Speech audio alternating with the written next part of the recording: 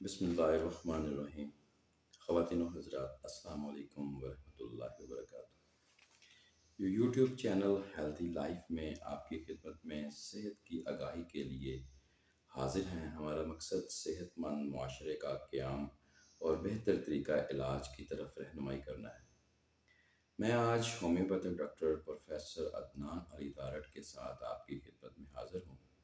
Doctor صاحب، آج آپ ہمیں یہ بتائیں کہ ہومیوپیتھک طریقہ علاج میں صحت اور بیماری کا کانسیپٹ کیا ہے؟ جی تھینک یو۔ السلام علیکم ورحمۃ اللہ وبرکاتہ۔ ہومیوپیتھک طریقہ علاج میں صحت کا مطلب ہے پرعزم ذہن اور پازیٹیو سوچ۔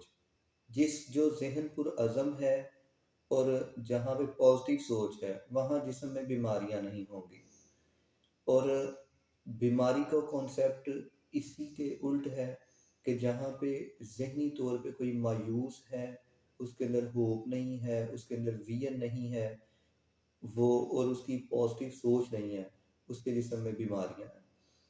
ہومیوپیتھک طریقہ علاج کے جو بانی ڈاکٹر سمیول ہنیمن تھے، انہوں نے اپنی پچھلی زندگی میں ایلوپیتھک پریکٹس اور ایلوپیتھی کے اوپر بہت ساری ریسرچ، اور اس کے بعد پھر ہومیوپیتھی کی ابتدائی 13 سال کی پریکٹس کے بعد ایک کانسیپٹ دیا سورا سفلس سائیکوسس کا۔ وہ کہتے ہیں کہ خوابیدہ زہر سورا ہمارے جسم میں پیدائشی طور پہ ازل سے موجود ہے، اور یہ انسان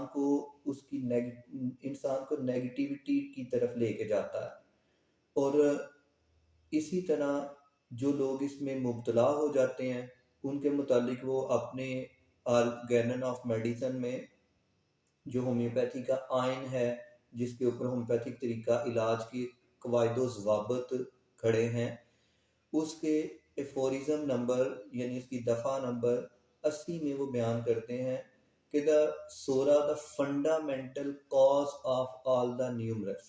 آگے وہ تقریباً 40 بہت بڑی جو بیماریاں ہیں ان کا نام لے کے آگے ایٹسیٹرا وغیرہ وغیرہ لکھ دیتے ہیں۔ یعنی دنیا میں جتنی بھی پیچیدہ بیماریاں ہیں، جتنی بھی چلنے والی بیماریاں ہیں، قوت مدافعت کی کمی ہے، جراثیمی بیماریاں ہیں، میٹابولک ڈس آرڈرز ہیں، ہارمونل ڈس آرڈر ہیں، جسم کی توڑ پھوڑ ہے، ڈیجنریٹو چینج ہیں، جسم کے اعضاء کی کارکردگی میں خرابی ہے، جیسے بد ہضمی ہے، ہاضمے کی خرابیاں ہیں، دل کے کام میں بے قاعدگی ہے، گلینڈز کے ہارمونز کی پروڈکشن میں بے قاعدگی ہے، مطلب کسی بھی طرح کی جسم میں کوئی خلل آ گیا ہے تو وہ کہتے ہیں کہ یہ انسان کی سوچ کے سبب آیا۔ اور یہ اگر ہم اپنی پریکٹس میں پراپر کیس ٹیکنگ کریں تو ہمیں اس بات کو 100% ماننا پڑتا ہے۔ اگر ہم پریکٹس میں صرف یہ کریں کہ موجودہ ہسٹری لیں اور اس کے ٹیسٹ کروائیں اور پرسکرائب کر دیں، اس کی پیچھے ساری ہسٹری کو نہ دیکھیں، پھر تو الگ بات ہے، پھر تو ہم نے کیس کو سمجھا ہی نہیں، پھر تو ہم نے اس کی موجودہ کنڈیشن کو، سطحی کنڈیشن کو لیا۔ لیکن اگر ہم پہلے دن سے کیس ٹیکنگ شروع کرتے ہیں تو کہیں نہ کہیں پہ کسی نہ کسی وجہ سے سوچ میں خلل آیا، اور سٹریس آیا، پریشانی آئی، کوئی خوف، ڈر، کوئی صدمہ، کسی نہ کسی طرح سے ذہن بدلا اور اس سے بیماریاں شروع ہوئیں۔ اس کے بعد دوسری کازز آ جاتی ہیں، جیسے کوئی کیمیکل کاز ہے، کوئی انجیریس کاز ہے، کوئی ایکسیڈنٹل کاز ہے، کوئی جینیٹکس ہیں، ان کو ہم الگ کر دیں۔ لیکن جو انسان کے اندر بیماریاں اپنی ذاتی طور پہ پیدا ہوتی ہیں وہ اس کے ذہنی سٹریس سے، دباؤ سے اور نیگیٹو سوچ سے پیدا ہوتی ہیں۔ نیگیٹو سوچ کیا ہے؟ یعنی نیگیٹو سوچ یہی نہیں ہے کہ کوئی بہت بڑا غلط کام کر رہا ہے تو وہ نیگیٹو سوچ ہے۔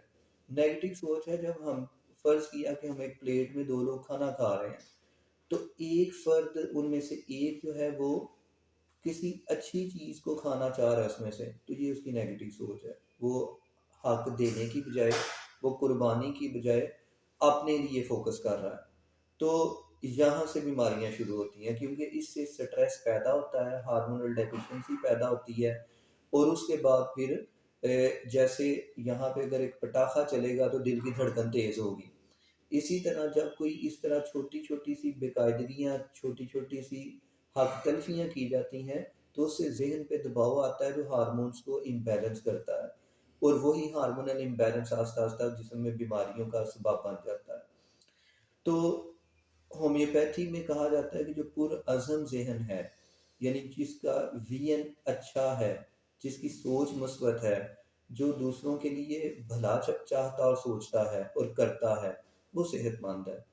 تو اب ہم اس کو مزید اگر اس کی وضاحت کریں تو یہاں پہ اس سوچ کے ساتھ، یعنی پازیٹیو سوچ کے ساتھ، قربانی والی سوچ کے ساتھ جو ہے ہارمونز بیلنس رہیں گے، بھوک لگے گی، نیند آئے گی، ہاضمہ اچھا ہوگا، دل پراپر دھڑکے گا، پٹھوں میں کھچاؤ نہیں آئے گا، خون کی سرکولیشن خراب نہیں ہوگی، جگر گردے فلٹریشن پروسیجر نارمل کر رہے ہوں گے۔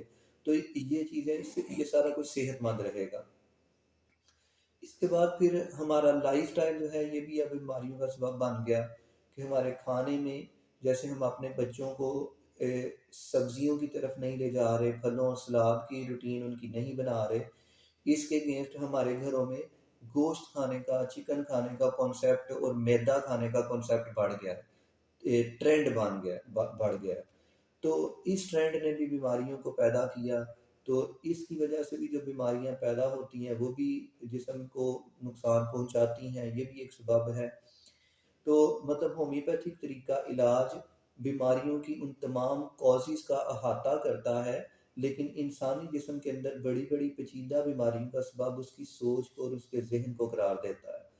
یعنی ہم اگر کیمیکل کاز کو، مکینیکل کاز کو، انجری اور ایکسیڈنٹل کاز کو، جینیٹک کاز کو اور لائف سٹائل کی کاز کو ایک طرف کر دیں تو اس کے بعد جو بیماریاں رہ جائیں گی وہ ساری انسان کی سوچ کے سبب پیدا ہوں گی۔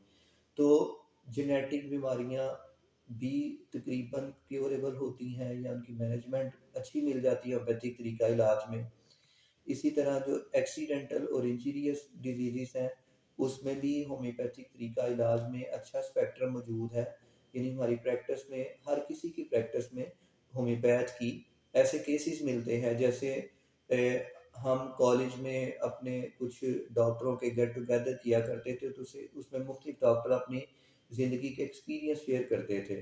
تو کوئی ڈاکٹر بتا رہے ہیں کہ میرے پاس پیشنٹ آ گیا ٹیومر کا، برسٹ ٹیومر کا کیس آ گیا، تو روٹین کی میڈیکیشن سے اسے افاقہ نہیں ہوا۔ جب پراپر کیس ٹیکنگ کی تو پتہ چلا کہ یہاں پہ چوٹ کی وجہ سے ٹیومر ڈیولپ ہوا، تو چوٹ کی دوائی سے وہ ٹیومر ختم ہو گیا، کاز ختم ہوئی، وجہ ختم ہوئی اور کیس کیور ہو گیا۔ تو اسی طرح مختلف پیشنٹس میں مختلف کازز کو ڈسکس کر کے، دیکھ کے ان کو دور کرنے سے بیماریاں ختم ہو جاتی ہیں۔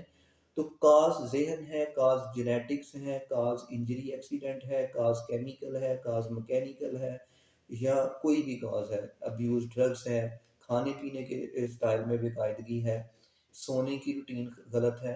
تو ان ساری چیزوں کو ہومیوپیتھی الگ الگ ڈیل کرتی ہے اور کیسز کو کیور کر دیتی ہے۔ بہت شکریہ ڈاکٹر صاحب آپ کا، آپ نے جو باتیں بتائیں، جو انفارمیشن دی، میرے خیال سے میرے دیکھنے والے میرے ساتھ ایگری کریں گے کہ آپ کی باتوں سے ان کو بہت زیادہ فائدہ ہوگا، بہت مفید ہوں گی۔ بہت سارے میرے خیال سے پیشنٹ جو ہیں وہ آپ کی باتیں سننے کے بعد خود بخود ٹھیک ہو جائیں گے اللہ کے فضل و کرم سے۔ تو انشاءاللہ آج کا ولاگ یہیں ختم کرتے ہیں، تو انشاءاللہ نیکسٹ ولاگ میں آپ سے ملاقات ہوگی۔ جاتے جاتے وہی ہمارا آج کا ایک چھوٹا سا میسج پیغام کہ ہم سب کو چاہیے کہ ہم 5 وقت 5 نماز قائم کریں اور حضرت محمد مصطفیٰ صلی اللہ علیہ وآلہ وسلم اور ان کی آل اولاد کے اوپر درود پاک پڑھیں۔ بہت شکریہ، اپنا خیال رکھیے گا، دعاؤں میں یاد رکھیے گا۔ جزاک اللہ، اللہ حافظ۔